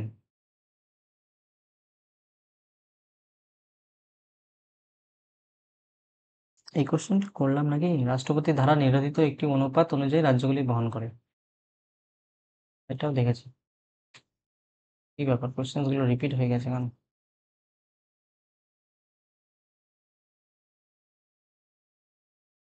এখানে কি কোয়েশ্চেন আছে? 65, ভারতের সংবিধানের কোন অংশে কেন্দ্র রাজ্য প্রশাসনিক অ্যাডমিনিস্ট্রেটিভ রিলেশন নিয়ে আলোচনা করা হয়েছে? Option number B, part 11। এই কোয়েশ্চেন গুলো সব রিপিট হয়ে গেছে। ভারতের অ্যাটর্নি জেনারেল কার দ্বারা নিযুক্ত হন? কোয়েশ্চেনটি আনসার করে চলে যাই। ভারতের রাষ্ট্রপতি। অ্যাটর্নি জেনারেল আর্টিকেল 76 হলে ভারতের সর্বোচ্চ আইন কর্মকর্তা, হাইয়েস্ট ল অফিসার। আমরা এটা দেখলাম। মানে অধিবেশনে অংশগ্রহণ করতে পারেন, কিন্তু ভোট দিতে পারেন না। আচ্ছা, এখান থেকে একটু ঠিক রয়েছে। সংবিধানের কোন অংশটি কল্যাণমূলক রাষ্ট্র, ওয়েলফেয়ার স্টেট প্রতিষ্ঠার লক্ষ্যকে মূর্ত করা আছে? এটাও repeat question. Option number C, নির্দেশমূলক নীতি, ডাইরেক্টিভ স্টেট পলিসি। ডিপিএসপি আমরা দেখলাম পার্ট 4, আর্টিকেল 34 থেকে 51। এটা হবে রাইট টু ইকুয়ালিটি, এটা 14 থেকে 18। এটা অলরেডি দেখেছি। একটি বিল মানবে রাজ্যসভায় রাজ্যসভায় সর্বাধিক কতদিনের জন্য আটকে রাখা যেতে পারে রাজ্যসভায়? অর্থ বিল। যেগুলো আমরা একটু সরি, হ্যাঁ, কোশ্চেন গুলো একটু রিপিট হয়ে গেছে, আমি খেয়াল করিনি। এটা হবে 14 নম্বর। তো কি একটু রিভিশন হয়ে যাচ্ছে আর কি। তো অর্থ বিল শুধুমাত্র লোকসভায় পাস করা হয়, পাস করা যেতে পারে এবং রাষ্ট্রপতির পূর্বানুমতি লেগে, এবং রাজ্যসভা অর্থ বিলের উপর শুধুমাত্র রেকমেন্ডেশন করতে পারে, যা লোকসভা মানতে বাধ্য নয়। 14 দিনের মধ্যে রাজ্যসভা বিলটি লোকসভায় ফেরত না পাঠালে বিলটি উভয় কক্ষের দ্বারা পাস হবে বলে ধরে নেওয়া হয়। এটা রিপিট হয়ে গেছে। ভারতের সংবিধানের সংশোধনী সরকার পার্লামেন্টারি সিস্টেম ধারণাটি কোন দেশের সংবিধান থেকে নেওয়া হয়েছে? এটা অপশন নাম্বার সি, ব্রিটেন। তো মার্কিন যুক্তরাষ্ট্র, এখান থেকে সব এগুলো দেখেছি অলরেডি। 71, ভারতের কম্ট্রোলার অ্যান্ড অডিটর জেনারেল কার কাছ থেকে তার রিপোর্ট পেশ করেন? কার কাছে তার রিপোর্ট পেশ করেন? এটা হবে অপশন নাম্বার সি, ভারতের রাষ্ট্রপতি। আর এটা আমরা দেখেছি। ভারতের সংবিধানে কোন ধারা দ্বারা সুপ্রিম কোর্টকে কোর্ট অফ রেকর্ড 129 আর্টিকেল দেখেছি। কোর্ট অফ রেকর্ড, ওকে ওকে, 215 ধারা আর্টিকেল, এগুলো দেখেছি। এখান থেকে দেখো, 0 আওয়ার বলতে কি বোঝানো হয়? অনেকগুলো কোয়েশ্চেন রিপিট হয়েছে, আমি খেয়াল করিনি, সরি ফর দ্যাট। 0 আওয়ার বলতে কি বোঝায়? অপশন নাম্বার বি, কোয়েশ্চেন আওয়ারের ঠিক পরবর্তী সময়কে বলা হয় 0 আওয়ার। 0 আওয়ার হলো একটি ভারতীয় উদ্ভাবন, ইন্ডিয়ান ইনোভেশন, যা সংসদীয় নিয়মাবলীতে আনুষ্ঠানিকভাবে উল্লেখ করা নেই। এটি দুপুর 12টা থেকে শুরু হয় এবং এতে সাংসদরা গুরুত্বপূর্ণ বিষয়গুলি নিয়ে পূর্ব অনুমতি ছাড়াই আলোচনা করতে পারেন। এবং কোয়েশ্চেন আওয়ার, প্রশ্নকাল হলো দিনের প্রথম 1 ঘন্টা, সকাল 11টা থেকে সকাল 11টা। প্রথম 1 ঘন্টাকে কোয়েশ্চেন আওয়ার, তারপরে 0 আওয়ার। কোয়েশ্চেন আওয়ারের ঠিক পরবর্তী সময়কে 0 আওয়ার বলে। 74, ভারতের সংবিধানের 10ম তফসিলে কোন সংশোধনীর মাধ্যমে যুক্ত করা হয়েছিল? এটা তো 52তম সংশোধনী, 1985। অ্যান্টি-ডিফেকশন ল, এটা দেখেছি। হ্যাঁ, এটা দাও। জাতীয় তপশিলি জাতি কমিশন, national commission for scheduled castes, NCSC, এটি একটি সাংবিধানিক সংস্থা যা সংবিধানের কোন ধারা অনুযায়ী গঠিত? অপশন নম্বর এ ধারা ৩৩৮। এই কমিশনটি এসসিদের সাংবিধানিক ও আইনি রক্ষা কবচগুলির কার্যকারিতা পর্যবেক্ষণ করে। ধারা ৩০৮ ধারা ৩৩৮ এ তে কি বলে? ৩৩৮ এ তে ৮৯তম সংশোধনী আইন ২০০৩ দ্বারা যুক্ত হয়েছিল, যা জাতীয় তপশিলি উপজাতি কমিশন এনসিএসটি গঠনের বিধান দেয়। ৩৩৮ কি বলে? ১০২তম সংশোধনী আইন ২০১৮ দ্বারা যুক্ত হয় এই ধারা ৩৩৮ যা জাতীয় অনগ্রসর শ্রেণীর commission NCBC national commission for backward classes গঠনের বিধান দেয়। এটা আর্টিকেল ৩৩৮ এবং NCST national commission for schedule tribes এটা আর্টিকেল ৩৩৮ ভেরি ইম্পর্টেন্ট কোয়েশ্চেন, এটা মনে রাখবে। 76 মৌলিক অধিকারের ফান্ডামেন্টাল রাইটস এর উপর যুক্তিসঙ্গত বিধিনিষেধ রিজনেবল রেস্ট্রিকশন আরোপের ক্ষমতা কার রয়েছে? অপশন নম্বর বি ভারতের পার্লামেন্ট, সংসদ।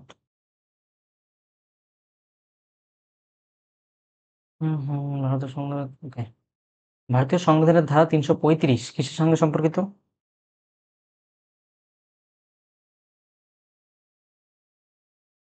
অপশন নম্বর বি এসসি/এসটিদের জন্য চাকরির ক্ষেত্রে দাবি। ধারা ৩৩৫ বলে যে প্রশাসন পরিচালনায় দক্ষতা বজায় রাখার সাথে সামঞ্জস্য রেখে ইউনিয়ন বা রাজ্যের পরিষেবার ক্ষেত্রে এসসি/এসটিদের দাবি বিবেচনা করা হবে। এই ধারাটি রিজার্ভেশনের ক্ষেত্রে দক্ষতা বজায় রাখার গুরুত্ব তুলে ধরে। ভারতের সংবিধানের কোন ধারায় সাংবিধানিক প্রতিকারের অধিকার, রাইট টু কনস্টিটিউশনাল রেমেডিস, এটা তো রিপিট ধারা article 32। Doctor B heart and soul of the constitution বলেছে। নেক্সট, রাজ্যসভার সদস্য হওয়ার জন্য ন্যূনতম বছর রাজ্যসভার সদস্য এটা হওয়ার জন্য ৩০ বছর বয়স প্রয়োজন, এটাও দেখেছি। আর লোকসভার জন্য ২৫ বছর। আর রাজ্যসভা একটি পার্মানেন্ট হাউস, প্রতি ২ বছর অন্তর অন্তর 1/3 মেম্বার রিজাইন নেয়, অবসর নেয়। ঠিক আছে। ৮০ ভারতের সংবিধানের কোন অংশ জরুরি অবস্থা emergency provisions? Emergency provision article বলছি পার্ট 18 এ রয়েছে। ৩৫২ ন্যাশনাল, এগুলো সব দেখা হয়ে গেছে। আচ্ছা, 81 দেখো, ভারতের সংবিধানের কোন ধারাটি আন্তঃরাজ্য পরিষদ ইন্টারস্টেট কাউন্সিল গঠনের বিধান দেয়?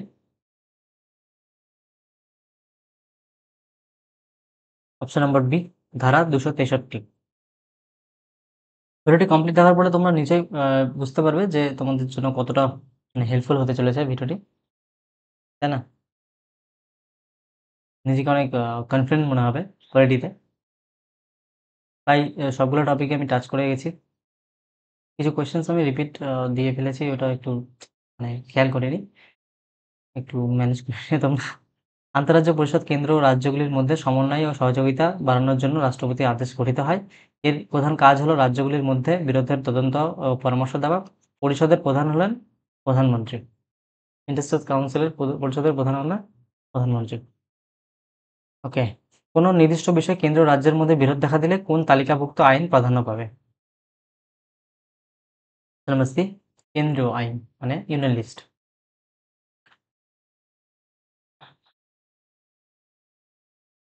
এটাও দেখা হয়ে গেছে। এটা হয়ে গেছে। প্রাইম মিনিস্টার কাকে তার পদত্যাগ করতে জমা দেন? রাষ্ট্রপতি।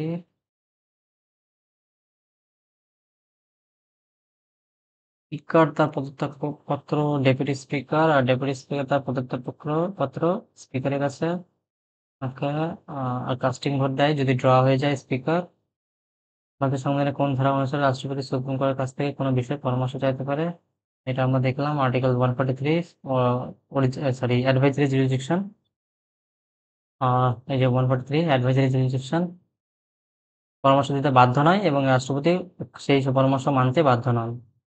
রাইট টু এডুকেশন 66তম সংশোধনী 2002, না জানি কতবার করলাম, 21 এবং 51 এ কে।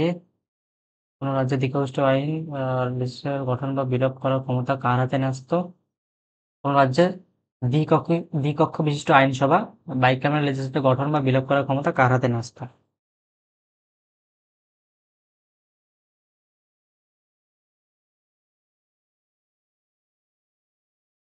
অপশন নম্বর ডি ভারতের সংসদ। 169 অনুযায়ী রাজ্যের বিধানসভা বিশেষ সমাবেশটা এই প্রস্তাব পাস করলে, এটা দেখা হয়ে গেছে 6টি রাজ্যে রয়েছে। আমি লিখে দিয়েছি যে কোন কোন 6টি রাজ্যে বাইক্যামেরাল লেজিসলেচার রয়েছে। এটা দেখো, কলকাতা হাইকোর্টের এখতিয়ারের অধীনে পশ্চিমবঙ্গ রাজ্য ছাড়াও আর কোন কেন্দ্রশাসিত অঞ্চল রয়েছে? অপশন নম্বর বি, আন্দামান ও নিকোবর দ্বীপপুঞ্জ।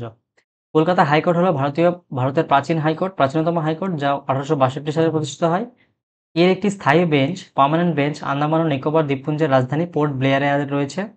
অন্যান্য কেন্দ্রশাসিত অঞ্চলগুলির মধ্যে লাক্ষাদ্বীপ কেরালার এখতিয়ারে, কেরালার হাইকোর্টে রয়েছে, এবং পুডুচেরি মাদ্রাজ হাইকোর্টের এখতিয়ারে পড়ে। 90 ভারতের সংবিধানে একক নাগরিকত্ব ধারণাটি কোন দেশ থেকে নেওয়া হয়েছে? ব্রিটেন। আমেরিকা যুক্তরাষ্ট্র থেকে দ্বৈত নাগরিকত্ব, এটা দেখেছি। ভারতের অ্যাটর্নি জেনারেলের মতো রাজ্যের সর্বোচ্চ আইন কর্মকর্তা কে? ভারতের অ্যাটর্নি জেনারেল রাজ্যের তো হবে অ্যাডভোকেট জেনারেল, অপশন নম্বর এ হবে রাইট অ্যান্সার। ভারতের অ্যাটর্নি জেনারেলের মতো রাজ্যের সর্বোচ্চ আইন কর্মকর্তা হচ্ছে অ্যাডভোকেট জেনারেল। আর অ্যাডভোকেট জেনারেল হলে রাজ্যের সর্বোচ্চ আইন কর্মকর্তা, এটা আর্টিকেল 165-তে দেওয়া রয়েছে। তিনি রাজ্যপালের দ্বারা নিযুক্ত হন এবং রাজ্য আইনসভার কার্যক্রমে অংশগ্রহণ করতে পারেন, কিন্তু ভোট দিতে পারেন না। ভারতের পঞ্চায়েতি রাজ ব্যবস্থার আর্কিটেক্ট কে? এটা দেখলাম বলবন্ত রায় মেহতা। তিনি 1957 সালে ত্রিস্তরীয় 3 টায়ার পঞ্চায়েত রাজ সিস্টেম চালু করেন, এবং পঞ্চায়েতি রাজ এখন 73তম, এটা দেখেছি। সংবিধানে কোন সংশোধনের মাধ্যমে ভোটাধিকার 21 থেকে 18 বছর করা হয়েছে? এটা আমরা দেখলাম আর্টিকেল 61, আর্টিকেল বলছি 61তম সংশোধনী আইন দ্বারা 326। আচ্ছা, এই সংশোধনী দ্বারা ভারতের ধারা 326 সংশোধন করা হয়েছিল, যা লোকসভা এবং রাজ্যসভা বিধানসভার নির্বাচন নিয়ে আলোচনা করে। এটি যুবকদের রাজনৈতিক প্রক্রিয়ায় অংশগ্রহণের সুযোগ বাড়াতে সাহায্য করে। এত ডিটেলস দেখা দরকার নেই। আর্টিকেল 326, এটা দেখবে হয়ে যাবে। 94, কোনো নির্দিষ্ট বিষয়ে কেন্দ্র রাজ্যের মধ্যে কি ব্যাপার, এত রিপিট হচ্ছে কেন?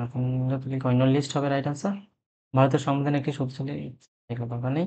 ভারতের সংবিধানে কোন ধারায় নাগরিকদের জন্য একটি ইউনিফর্ম সিভিল কোড ইউসিসি নিশ্চিত করার কথা বলা হয়েছে? এটাকে আর্টিকেল 44, 44তম আর্টিকেল, যেটা সবাই জানো। ধারা 74 রাষ্ট্রকে নির্দেশ দেয় যে এটি ভারতের সমগ্র ভূখণ্ডকে নাগরিকদের জন্য একটি অভিন্ন দেওয়ানি বিধি সুরক্ষিত করার চেষ্টা করবে। ইউসিসি হলো সমস্ত ধর্মীয় সম্প্রদায়ের জন্য ব্যক্তিগত বিষয়ে, যেমন বিবাহ বিচ্ছেদ, উত্তরাধিকার, এই এক আইন তৈরি করে। এটি উদার বৌদ্ধিক নীতিগুলির মধ্যে অন্যতম। ভারতের উপরাষ্ট্রপতি তার পদ থেকে অপসারণের প্রক্রিয়া কোথায় শুরু করা যেতে পারে?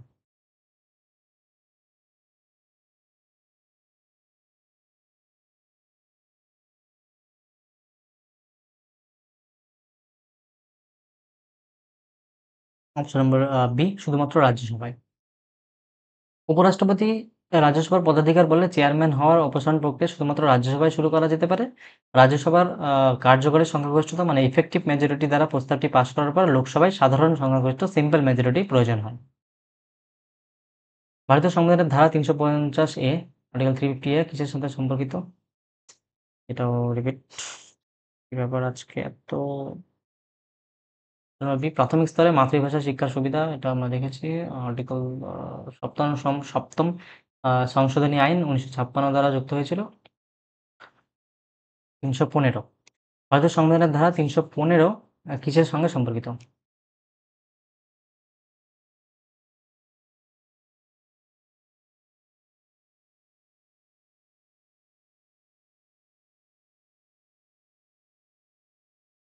Option number B, public service commission গঠন। ধারা 315 অনুযায়ী কেন্দ্র এবং কেন্দ্রের জন্য একটি union public service commission UPSC এবং প্রতিটি রাজ্যের জন্য একটি state public service commission SPSC থাকবে 315 অনুযায়ী। 2 বা ততোধিক রাজ্যের অনুরোধ একটি যৌথ স্টেট পাবলিক সার্ভিস কমিশন গঠন করা যেতে পারে। ইউপিএসসি চেয়ারম্যান ও সদস্যদের রাষ্ট্রপতি এবং এসপিএসসি চেয়ারম্যান ও সদস্যদের রাজ্যপাল নিযুক্ত করেন। মানে ইউপিএসসি চেয়ারম্যান ও ইউপিএসসি সদস্যদের রাষ্ট্রপতি নিয়োগ করেন, এবং SPSC state public service commission chairman এবং তার সদস্যদের রাজ্যপাল নিয়োগ করেন। ভারতের সংবিধান অনুযায়ী কেন্দ্রীয় সরকারের দাপ্তরিক ভাষা official language of the union কি? অপশন নম্বর এ, হিন্দি, দেবনাগরীতে লিপিতে এবং ইংরেজি। ধারা 343 একে কি বলে? অনুযায়ী হিন্দি দেবনাগরী লিপিতে হবে দাপ্তরিক ভাষা, তবে দাপ্তরিক ভাষা আইন 1963 অফিসিয়াল ল্যাঙ্গুয়েজেস অ্যাক্ট 1963 অনুযায়ী হিন্দির পাশাপাশি ইংরেজি ব্যবহারও অব্যাহত থাকবে। ভারতের কোনো জাতীয় ভাষা বা ন্যাশনাল ল্যাঙ্গুয়েজেস নেই। কোন ধারণাটি রাষ্ট্রকে নিশ্চিত করার নির্দেশ দেয় যে পুরুষ ও নারী উভয়ের জন্য সমকাজের জন্য সমান বেতন equal pay for equal work থাকবে? Very very important question.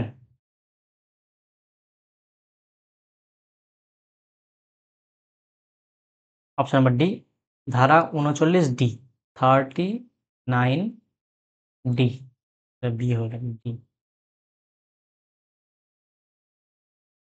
39D।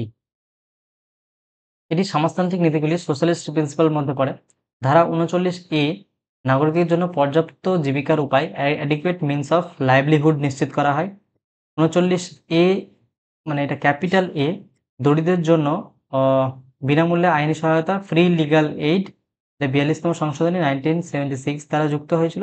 এবং ধারা 39B ও সি সম্পদের সুষম বন্টন মানে ইকুইটেবল ডিস্ট্রিবিউশন অফ রিসোর্সেস এবং ধনের কেন্দ্রীকরণ রোধ করা 39B-তে রয়েছে, এবং এটা খুবই ইম্পর্ট্যান্ট, এই আর্টিকেলটা মনে রাখবে।